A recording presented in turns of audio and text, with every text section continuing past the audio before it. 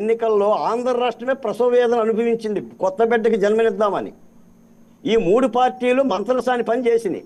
కలిసికట్టుగా, జాగరూకతగా, నియమబద్ధంగా, ఐక్యంగా అలా చెయ్యబట్టి వైఎస్ఆర్ కాంగ్రెస్ పార్టీ ఆ స్థితికి వచ్చింది. లేకపోతే జగన్మోహన్ రెడ్డి గారి స్థితి ఏంటంటే స్థానిక సంస్థల ఎన్నికల్లో కానీ, మున్సిపాలిటీ ఎన్నికల్లో కానీ, కార్పొరేషన్ ఎన్నికల్లో కానీ ఎంత గొప్ప విజయాన్ని ఆయన సవి చూశాడు. ఎవరికైనా మాట్లాడే అవకాశం ఉందా? ఆ రోజున సిద్ధం సభలు పెట్టుకొని జగన్మోహన్ రెడ్డి గారి ప్రసంగాలు చేస్తూ ఉంటుంటే ఒక దశలో అనుకున్నాం జగన్మోహన్ రెడ్డి గారు మళ్ళీ అధికారం రావచ్చని. ఆయన అయితే పూర్తిగానే అనుకున్నాడు. నేను విశాఖపట్నంలో ప్రమాణ స్వీకారం చేయబోతున్నాను, రుషికొండకి వెళ్ళబోతున్నాను ఘంటాపథంగా చెప్పాడు. వెరసి ఏమైందంటే తిరగబడ్డది, డామిట్ కథడం జరిగింది. దేనికి కారణం అంటే కేవలం రాష్ట్రంలో పరిస్థితులే, అంటే ప్రజాస్వామ్యంలో రాష్ట్రంలో పరిస్థితులే మారుస్తాయి సార్. మేము అనేది ఏంటంటే మీరు అంటే ఒకళ్ళు నమ్మినా నమ్మకపోయినా ప్రజల చారిత్రక నిర్మాతలు, ప్రజలే న్యాయ నిర్ణేతలు.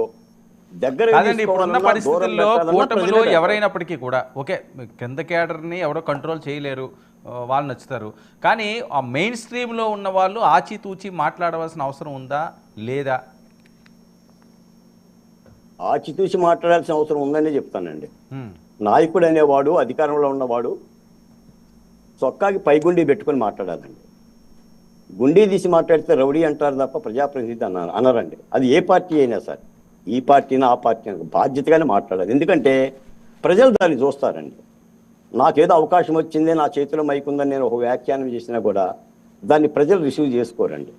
అందుకని నేను అనేదంటే చిన్న చిన్న పొరపాట్లైనా ఇందాక మిత్రులు చెప్పినట్టుగా మీరన్న ఈ కర్మ వర్మ అనే వ్యాఖ్యలను తెలుగుదేశం పార్టీ వివాదం చేయదలుచుకోవాలా, దాని మీద వాళ్ళ అధికార ప్రతినిధులు కూడా స్పందించాలని నాతో కూడా చాలామంది చెప్పారు.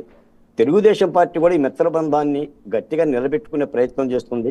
అసలు పవన్ కళ్యాణ్ గారు కోరితే తెలుగుదేశం పార్టీ ఏది ఇవ్వటానికైనా సిద్ధమే. మీరు నాగబాబు గారు రేపు మంత్రి అవుతున్నారు, నాగబాబు గారు మంత్రి అవుతారని చూసి మనం ఊహించామా? ఆయన ఒకటేనే ఎమ్మెల్సీ అయ్యాడు.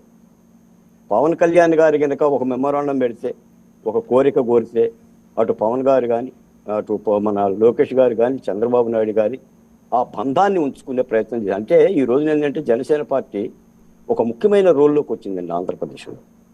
ఆ పార్టీ అవసరం ప్రతి రాజకీయ పార్టీకి ఉంది.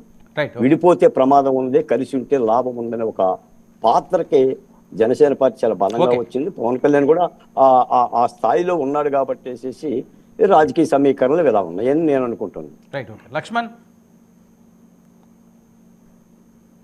వర్మ గారు, గుడ్ ఈవినింగ్ అండి. ఏంటి ఎండలు మండినట్టుగా మాటలు మండుతున్నాయి, పెద్ద ఎత్తున ప్రచారం జరుగుతుంది, మీకు బాగా అస్త్రాలు అందిస్తున్నారట, కానీ మీరేదో అస్త్ర సన్యాసం చేసేసినట్టున్నారు. పెద్దగా వాటిని ఏం వాడట్లేదు, బయటికి రావట్లేదు, తిరగట్లేదు, ఎండలు ఎక్కువగా ఉన్నాయని ఏమన్నా ఇబ్బంది పడుతున్నారా?